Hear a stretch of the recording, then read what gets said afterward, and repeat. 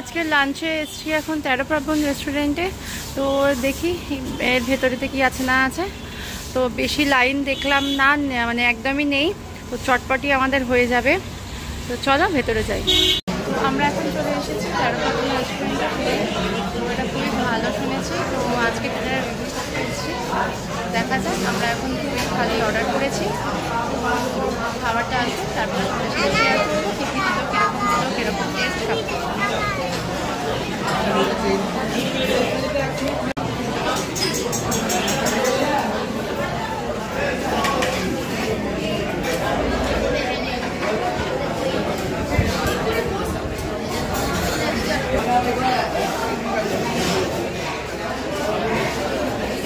এখানেতে দিয়েছে ভাত, আমরা রুই থালি অর্ডার করেছি। তো আপাতত এখন ভেজটা দিয়ে গেছে, রুই মাছটা আসছে।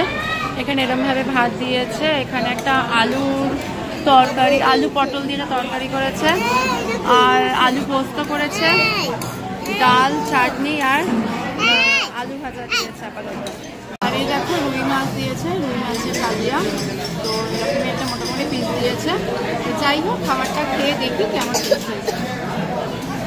আমরা এতক্ষণ 13 প্রাবণ রেস্টুরেন্টে গেছিলাম, তো বেশ ভালোই। তো চলো হাঁটতে হাঁটতে রিভিউ করছি।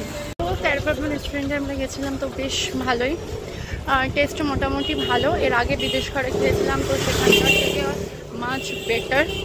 তবে এখানে একটা জিনিস দেখলাম, থালি রয়েছে, থালি কিন্তু থালিতে ভাতটা এক্সট্রা কিনতে হচ্ছে। এছাড়াও ডাল তরকারি যা নেবে সবই মোটামুটি এক্সট্রা। হ্যাঁ, একটু যদি কিছু লাগে ডাল তরকারি তাহলে ওরা দেবে, বাট তার বেশি লাগলে ওদেরকে আবার কিনতে হবে। কিন্তু রাইসটা extra full plate half plate এরকমভাবে কিনতে হবে। তো চলো, বেশ ভালোই। তো তোমরাও পুরীতে আসলে এখানে খেতে পারো।